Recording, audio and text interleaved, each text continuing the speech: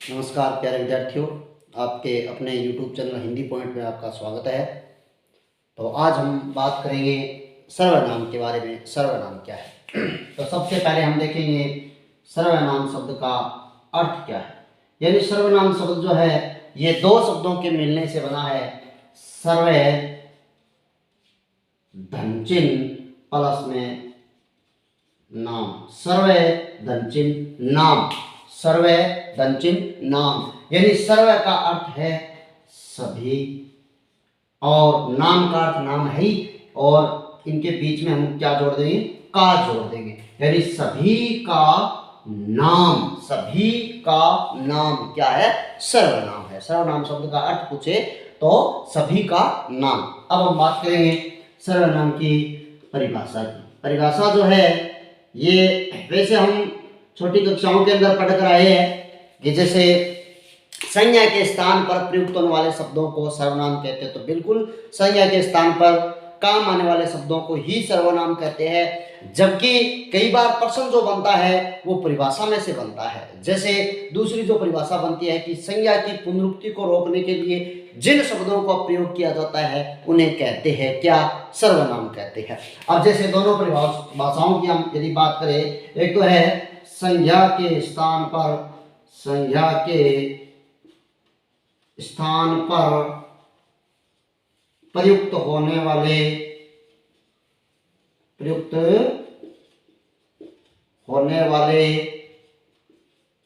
शब्द क्या है? सर्वनाम। दूसरी परिभाषा की बात करें तो संज्ञा की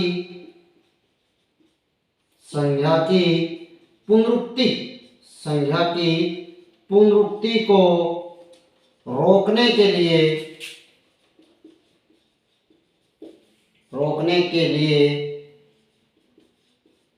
जिन शब्दों का प्रयोग किया जाता है, जिन शब्दों का प्रयोग किया जाता है वे क्या कहलाते हैं? सर्वनाम कहलाते हैं। यदि छोटा प्रश्न बनेंगे भी तो इन परिभाषाओं में से भी कई बार प्रश्न बन जाता है। संज्ञा के स्थान पर काम आने वाले क्या है? सर्वनाम है।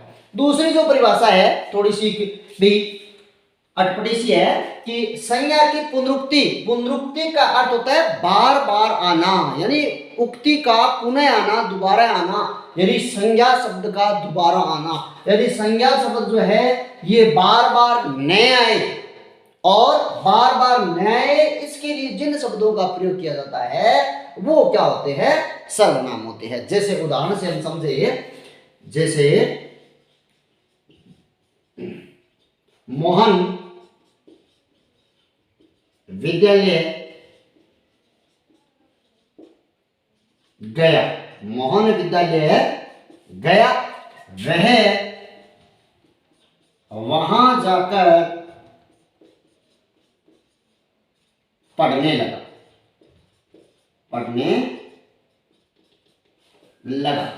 मोहन विद्यालय गया, वह वहां जाकर पढ़ने लगा। अब मोहन और विद्यालय क्या है? संज्ञा है। हम संज्ञा पिछली कक्षा में पढ़ रहे हैं कि किसी का नाम, किसी स्थान का नाम क्या है? संज्ञा है। यानी मोहन और विद्यालय क्या है? संज्ञा है। और आगे संज्ञा की पुनरुक्ति न हो, दूसरे शब्दों का प्रयोग किया है। यहां पर मोहन यानी वह, मोहन के लिए किस शब्द का प्रयोग हुआ है? वह शब्द का प्रयोग हुआ है। और विद्यालय के लिए किस शब्द का प्रयोग हुआ है? वहां शब्द का प्रयोग हुआ है। तो यहाँ पर मोहन और विद्यालय संज्ञा है। संज्ञा दोबारा न आए, इनकी पुनरुक्ति न हो तो दूसरे शब्दों का प्रयोग कर दिया। और ये जो दूसरे शब्द है ये क्या है? ये सर्वनाम है, क्योंकि मोहन विद्यालय गया और वह कौन? मोहन। वहां कहाँ? विद्यालय। ठीक है, विद्यालय जाकर वह वहां जाकर पढ़ने लगा, विद्यालय में जाकर पढ़ने लगा। तो ये वह और वहां संज्ञा के स्थान पर आए, तो दोनों परिभाषा यहाँ पर सार्थक हो रही है। संज्ञा के स्थान पर काम आए सर्वनाम, संज्ञा की पुनरुक्ति को रोके सर्वनाम। ठीक है, आगे हम पढ़ेंगे सर्वनाम के भेद जो है ये कौन कौन से होते हैं। सर्वनाम के भेद।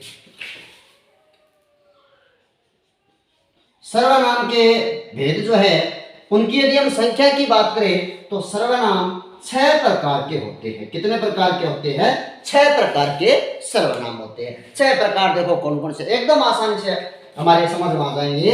यदि छह प्रकारों की बात करें हम सर्वनाम के, तो देखो कौन कौन से हैं। पहला जो अपना प्रकार है वो है पुरुषवाचक सर्वनाम।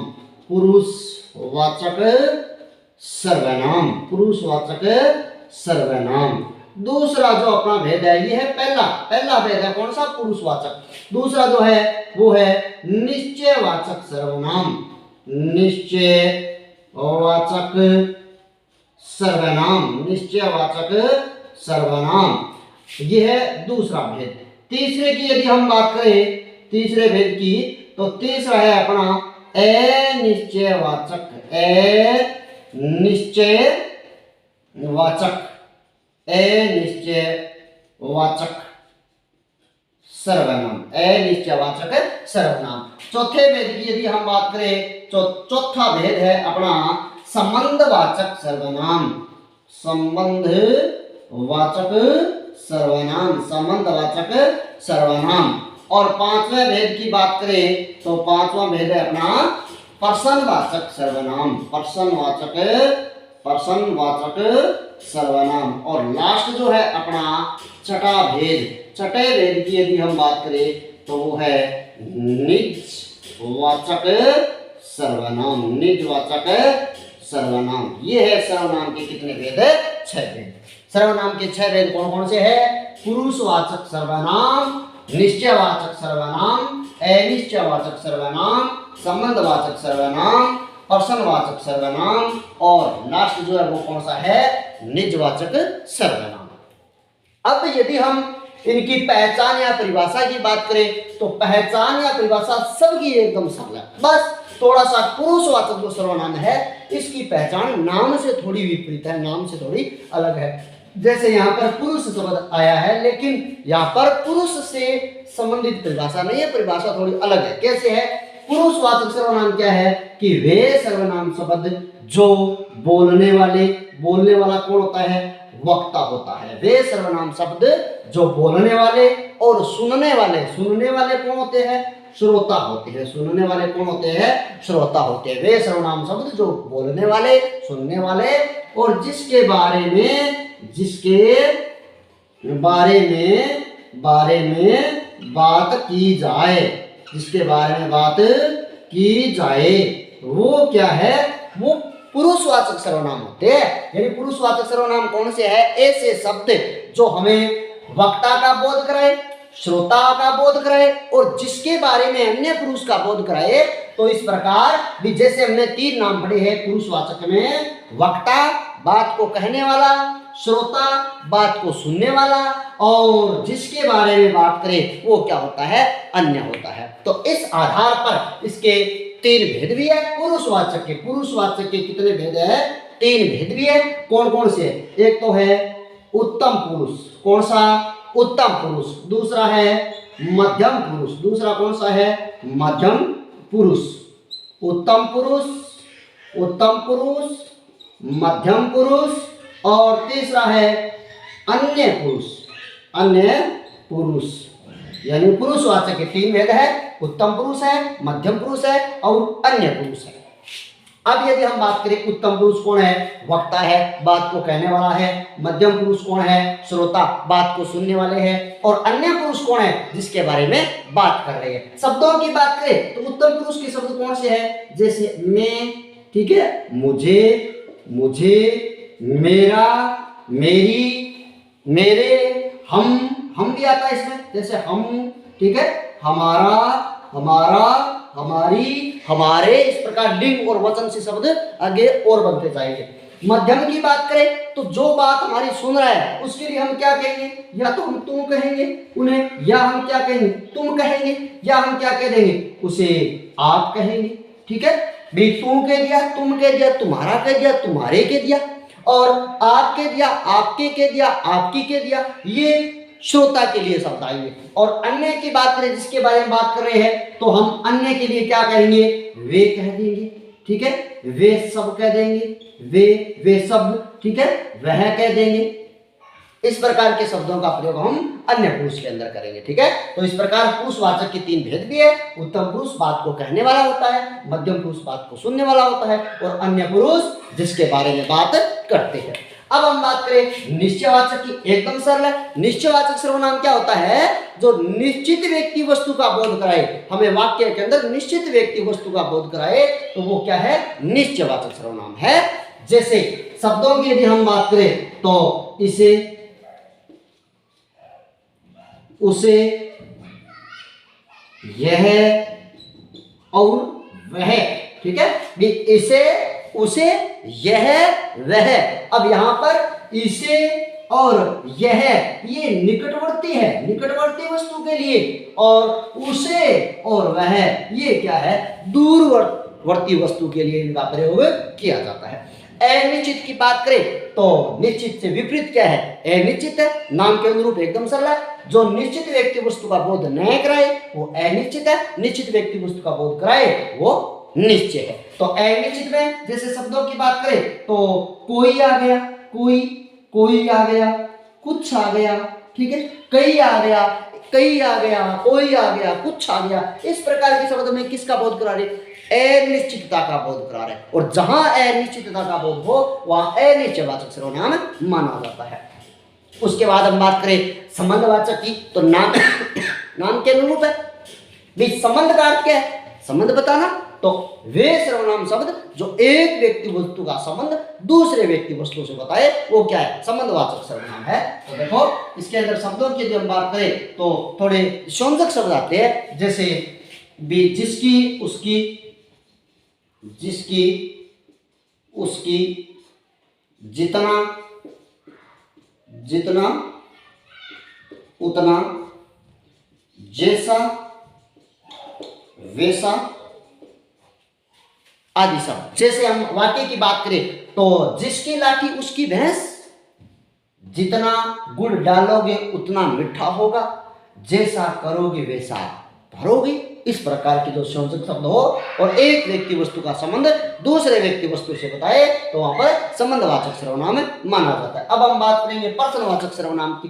पर्सनवाचक नाम के अनुरूप है और पर्सन सूचक जो चिन्ह होता है, पर्सन सूचक चिन्ह, चिन्ह शब्द होता है न कि, सॉरी, चिन्ह शब्द होता है न कि चिन्ह, चिन्ह, ठीक है, चिन्ह। कई बार हम चिन्ह लिख देते हैं, ऐसे चिन्ह लिख देते हैं, चिन्ह नहीं होता, चिन्ह शब्द होता है, ठीक है। शुद्ध शब्द की बात करें चिन्ह, पर्सन सूचक चिन्ह, ठीक है।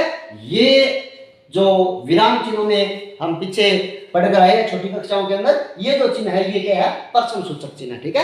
यानी पर्सन सूचक चिन्ह जिस वाक्य के अंत में होता है उस वाक्य के अंदर कोई न कोई आपको क्या मिलेगा? पर्सनवाचक सर्वनाम मिलेगा, क्योंकि वो पर्सन का बोध कराता है। और पर्सनवाचक शब्दों की बात करें, सर्वनाम की बात करें तो जैसे कौन, कब, कहां, कैसे, किसने आदि, ये शब्द वाक्य के अंदर हो तो अपने पर्सनवाचक सर्वनाम हो, क्योंकि ये पर्सन का बोध कराते हैं। अब हम बात करेंगे निजवाचक सर्वनाम की। किन की बात करेंगे? निजवाचक सर्वनाम की। निजवाचक सर्वनाम क्या है? यानी निज का अर्थ होता है अपना, निजी का अर्थ होता है अपना। यानी वे सर्वनाम शब्द जिनका प्रयोग कौन? वक्ता। वे सर्वनाम शब्द जिनका प्रयोग वक्ता वाक्य में अपने लिए करता हो उन्हें क्या कहते हैं? उन्हें निजवाचक सर्वनाम कहते हैं। और अपने लिए हम शब्दों का प्रयोग करेंगे तो क्या? जैसे हमने कह दिया स्वयं, स्वयं कह दिया, खुद कह दिया, खुद, ठीक है, आप कह दिया। इस प्रकार के जो शब्द आते हैं वो निजवाचक सर्वनाम के होते हैं। कि जैसे मैं अपना गृह कार्य स्वयं करता हूं, ठीक है, मैं अपना भोजन खुद बनाता हूं, मैं अपना काम आप करता हूं। तो इस प्रकार ये शब्द कौन से हो गए?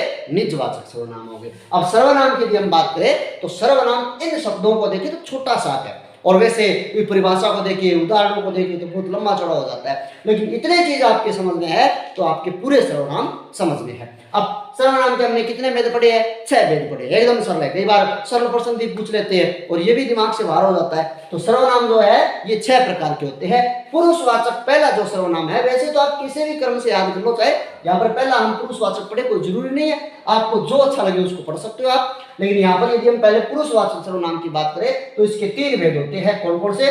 उत्तम पुरुष बात को कहने वाला होता है, मध्यम पुरुष बात को सुनने वाला होता है, और अन्य पुरुष जिसके बारे में बात की जाती है। बाकी जो है वो नाम के रूप एकदम सरल है। निश्चयवाचक सर्वनाम निश्चित व्यक्ति वस्तु का बोध कराने वाला, अनिश्चयवाचक अनिश्चित व्यक्ति वस्तु का बोध, और संबंध में संबंध का बोध कराए, यानी एक संज्ञा सर्वनाम का संबंध दूसरी संज्ञा सर्वनाम से बताए, और प्रश्नवाचक में वाक्य में जब प्रश्न का ज्ञान हो, प्रश्न का बोध हो, और निजवाचक क्या है?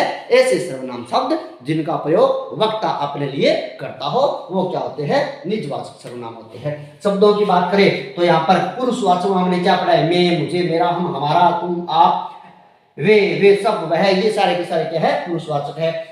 और निश्चयवाचक की बात करें तो इसे, उसे, यह, वह, ये क्या है?